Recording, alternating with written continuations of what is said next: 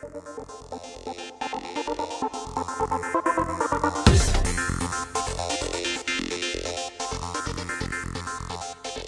and welcome to Animated Anarchy. This is a special little mini-cast that we thought we would talk about because this is special. This has been, I guess, a thought, or it just a thought. This was like on our minds for a while, ever since like you showed it to me. All right, I gotta do a little backstory. Yeah, all right. Let's explain what this comes from. Years ago, a friend of mine told me. I know a lot of people who know a lot about crappy cartoons. So some friends recommended back in the 40s, there was Columbia Pictures had their own animation unit. Yeah, which I didn't know about. And then when you brought it to my attention, I was just like, oh, another group of people that were their most famous cartoon, because everybody, like Universal had Woody Woodpecker, and of course Disney had their characters, and Warner Brothers, etc., and MGM had Tom and Jerry. But Columbia's most famous cartoon characters were the Fox and the Crow, which nobody today knows. No, they're very obscure characters, which is a shame because they're pretty good. Yeah, they're fun characters. And then Columbia later kind of got absorbed and became UPA. They got reformatted, and then they did 2 or 3 Fox and the Crow cartoons before they started doing like things like General McBoing Boing or Mr. Magoo. Yeah, but beforehand, in the early 40s, they were making these cartoons, and some of the cartoons were written by guys who later went on to write things like Rocky and Bullwinkle, and they did a lot of comedy in the 60s and 70s.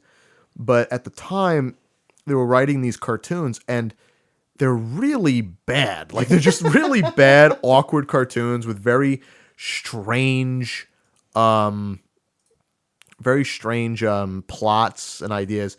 And there's a few of them that I look at and I think are absolutely hilarious in a bad way, but one of them, which is one that me and Andrew sort of gravitated towards for how kind of strange it is, is one called, this is from 1944, I think. 1943. 43. So it's called The Herring Murder Mystery. And you go on YouTube, if you just type the herring like a fish, herring murder mystery, you'll find it. It's not the best quality, but honestly, I think that's probably the best quality you're going to get. Most of the cartoons, some of them aired on television, I think in the early 90s on like some random channel. Yeah. And most of the versions on YouTube are ripped from, I assume, VHSs that and people I don't recorded. even know if, like, you know those, like, Mill Creek 1,000 cartoons and DVD collections? I don't even know if they're on there. I don't even think they're on those, because looking through them, I don't think I've seen one Columbia But for a good picture. reason, because no one probably watched them, because they're not great. I mean, that's how bad these are. Like, I mean, I've seen some pretty bad cartoons, but... Yeah, I mean, like, well, let's be honest here. The animation in these are not bad. They're pretty good. I mean, the thing is, you have to understand is very good moments of animation, but then you get into the whole writing aspect, and the fact that the plots are really strange. Like, there's a couple. Oh God, yes, they don't really connect at all. Like, this one is sort of just I mean, there's a lot of times where they'll just come up with a very strange outline just to have an excuse to do certain types of gags. Yeah. And in this case, it kind of is all over the place. Oh, it's kind of like trying to be a Tex Avery cartoon and failing. Mm-hmm. And the thing about the because the timing is bad. The timing is bad.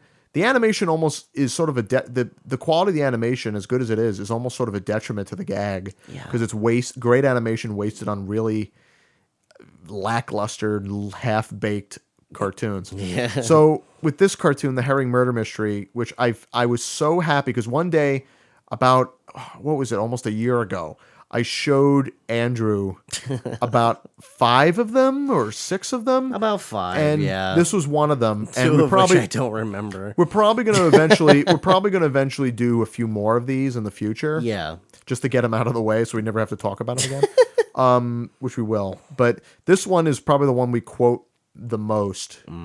And I recently made a bunch of Vines taking clips from this. But I did it, and then the next day they announced Vine was shutting down. So I'm like, oh well, there goes that. But yeah, I guess that's the reason why I get this. They found out that you were making Vines about this awful cartoon. Awful there, Columbia so it's like, cartoons. Okay, we know we're making a mistake here. Yeah. So the cartoon starts with, you see it's like a dock at night, and it's very well shot. Like, these layouts are pretty great, and you hear a woman's scream, coming from inside of this one window in these dreary docks, and it's a man drowning what looks like he's drowning a fish, and the fish is screaming like a girl, and it's Sounds like 3 people at once screaming, being cut and up, it like, sounds together. really weird, and it gets dunked in a vat of vinegar and drowned, and then he puts it in a can of pickled herring or marinated herring, and he says and he looks this guy, and apparently he's appeared in multiple. Yeah, This guy is sort of one of those background regulars, kind of like Elmer Fudd or something like that, where he just sort of appears, and he's been. They probably wanted to use this character for a lot of cartoons. It's like he's like the everyman. He's like a everyman sap character, kind of like Elmer Fudd. It kind of looks like Luigi. Yeah, he pretty much looks like Luigi. Hey, it's me, it's Luigi. Hey, he's bald. He wears a little bowler hat. He's kind of has the same body shape as Mario. Luigi. I'm marinating fish. Hey, Mario. I marinated it. I marinated. But so he says the immortal, and he's so depressed. He hates his job so much, and he says these lines where he goes, "Man, I feel like a kid. I'm just a murderer." That's one of the lines we quote the most. Like, that's what I am. I feel like a kid. I feel like a kid, Mario. A murderer. That's right, a common murderer. What an awful way to make a living. And it begins like that, and that's where you're like, it's such a weird way to begin it. Even thinking about it, just like, I'm sorry, just that's the whole concept where it starts off where it's just like, and it's the drawing of him looking the camera, looking all like dejected, just like, man, I feel like a kid. I'm a murderer, a common murderer. What a way to make a living. And he hates himself so much. And the thing about it is that so he's leaving work at the end of the night, and he's walking home from this dock, and he hears someone following him. Yeah, and he gets almost suspicious. Tap dancing. Yeah, and he tries to he takes 2 steps. He hears 2 steps. He takes a couple tap dancing steps. He hears exactly what he hears around the corner. Mm-hmm. He runs into this fog, and he crashes into someone who asked for a match or for a light for his pipe. And got a match. Well, yes, and it's a kind of a Sherlock Holmes fish who's named Sherlock Shad. He gives him his business card and says, "I'm looking for someone." Someone? The marinator. The marinator! And he's like, he's really panicked. And then so they throw him in a garbage can. Or he's in a garbage can. Shad is a fish. Yeah, and I looked this up just now. A shad is a type of fish. Yeah. But yeah, that joke is going to be around for a while because it's like, yeah, so only if you're a fisherman would you get that, honestly. Yeah. It's like, I learned what a shad was surprisingly from Animal Crossing because it was the most common fucking fish I'd catch. Oh yeah. Animal Crossing is the best game to play when you're unemployed because it's fake achievement. But that's what when I which wasn't has working. an update now, by the way. Yeah, buy it. It's not my problem. But so Nintendo give me money. So they're captured. This man is captured. He's thrown down into the sea. And he's breathing underwater. They send it into a barrel. They throw him into a barrel, and they're like, up, and they just toss him in the water. Toss him in the water. He sinks down, and he lands in a baby's high chair. And he's on trial, and there's a judge fish, and a bailiff fish, and of course the lawyer is a shark. And, yeah, that's the gag. Yeah, that's the gag. It's funny because the judge fish is probably a parody from like those hosts of like You Bet Your Life or something. Or radio game shows. Where Yeah, it'd be like, and we will win the challenger. We're going to name this note, and you have to name it. And then it's usually 1 or 2 panelists who have to. It's a great voice, honestly. It's a great voice. And one of the voices I think is in this. He's in a bunch of the Columbia cartoons. Was a guy named I forget what his real name is, but his stage name was John McLeish, and he was John McLeish. He was the narrator in all the old Goofy cartoons. How to Ride a Horse. He was that guy, and he did a bunch of. I think he was the voice of the judge or of the shark. Maybe, but he did it at this time period between like 1943 because he got fired by Disney for being a drunk, and he was doing work for other studios, and he did this drunk. Yeah, probably to make the bills, and he was a writer. He was a gag guy at Disney, so he probably helped write these really mediocre cartoons. Yeah. So this guy's on trial, and it's kind of doesn't go. It's now at this point. Now it starts going all over the place because now this is just an opportunity to bring gags in, gags and fish puns and references, and the jury like constantly interjects every time that I don't know if the man has a name, but it's this Shall we sing it? He goes, Oh, there's something on the end of the hook, the end of the hook, the end of the hook. There's something on the end of the hook, and it's shad row to me. And they do it about 5 3 times, times. 3 or 4 times. 3 times. No, they do it 4 times, and then they do it again at the end. Really? Because because every time. But after this song, what I think is brilliant about this, because like I even questioned you, I was like, what does shad row mean? And then immediately the judge fish takes out a book, and they have like what shad row, and it's Shad apparently row nonsense. pretty much means nonsense or falsehood or something. So it's like that. oh, thanks for explaining the joke. So the guy, Because if he can't, if you make a joke and no one really understands it, that makes it funnier. Right. But the thing about this shad row gag with them singing, because they sing, it's literally the same song. They just take the same sound clip and sing it. Yeah. Sometimes there's been many times in comedy where they think by doing it multiple times it'll be funnier every time. In this case, that's SNL logic. It's like and then it's annoying. Yeah. It's really annoying, and then they keep cutting back whenever the man who's on trial tries to interject. Mm-hmm. The jury interrupts him, and they sing this song. Yeah, there's a joke that I feel was cut on this, where it's like they talk about, and now here's a musical number, and we're going to talk about that. Like, now name that tune.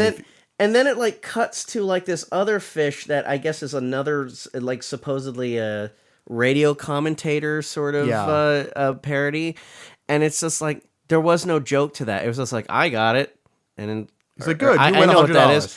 I was like, I know what it is. And I was like, wait, was that the joke, or did they just cut it off? And even the man says this trial is a farce. And then of course, right when he says that, the frickin' jury jumps back in and sings that stupid song. Yeah. And then there's a joke about the trial, because the thing is, I said it before, it's like a Tex Avery cartoon where they try to pack in as many gags as possible. Yeah, and they're all over the map. It almost feels like they made a ton of cartoons before. And then they had leftover jokes where they were just like, well, we got to fit them into a certain amount of time, but what are we going to do with all these jokes that we do have? Oh, let's fit them into this last one. Yeah. Because we only have like 3 gags on that one, and we'll just pile in all the leftovers onto it. Yeah. Because there's a joke in here where it's like he's talking, but no sound's coming in. And then they break the fourth wall and says, "Is something wrong with the soundtrack?" And they lean over to the side and they see the soundtrack bar on the side, which normally on a piece of strip film, the soundtrack on a piece of 16 millimeter film, there would be a soundtrack on the side alongside the picture edge, and they make because the thing about like a Tex Avery cartoon, the gags lead to the other, like the joke leads, like there's a reason why they do that joke, because it's properly executed and leaned in.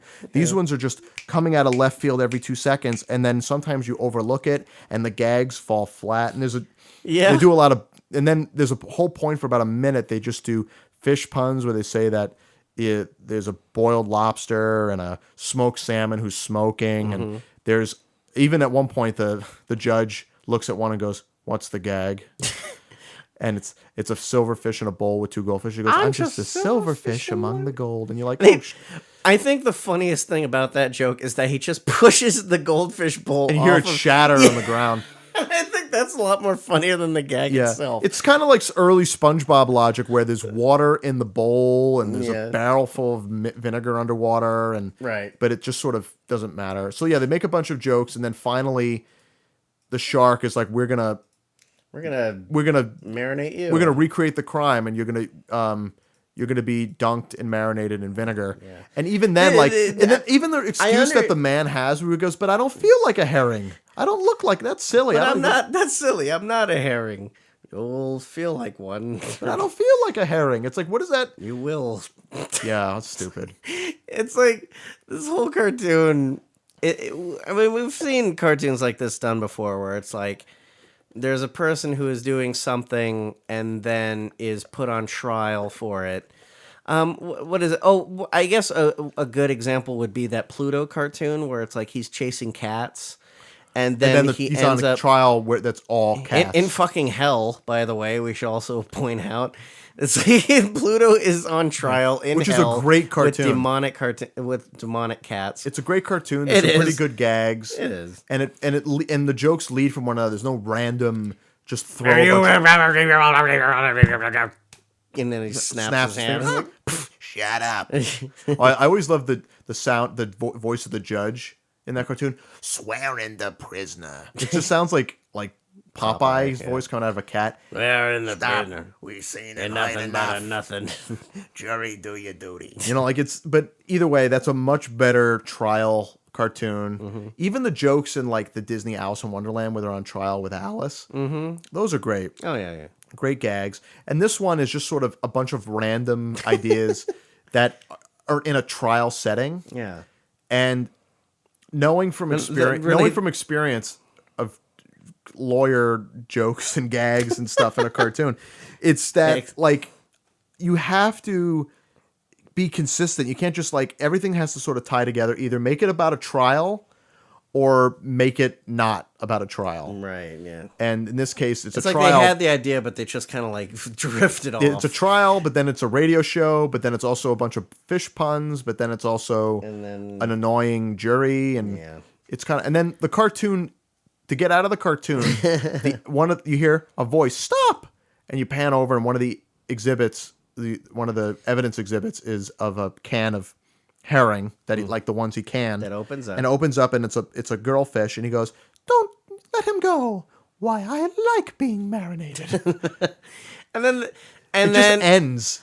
It's like that's funny, and then it adds like what's wrong with marinated herrings? Yes, it keeps going. It's one of those things where it's like, okay, if you're gonna do the joke, just say the joke and don't add anything else to it, because then the judge says like, "Me too," and then.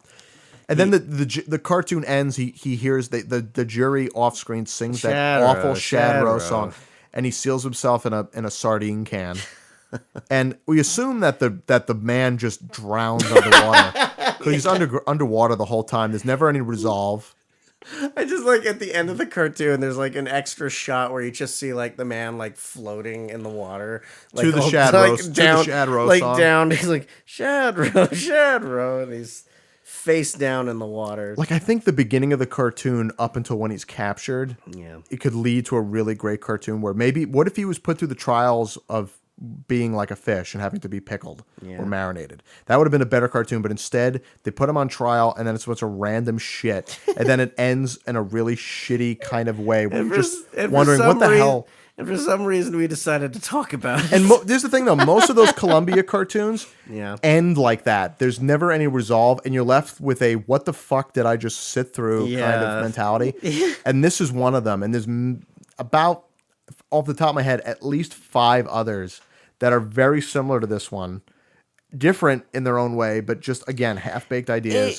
The thing about it is that we are now laughing and making fun of this and find it funny just for the fact that it's so bad, and we're making so fun of it. And the fact that we're referencing it. Like, we reference it a lot. Like, literally, like, something will happen, and I'll turn to Andrew and go, what's the gag? Or, like, I'll say, like, you know, if there's a moment where I'll just randomly be like, God, I feel like a cat. I feel like a cat, or why I like being marinated.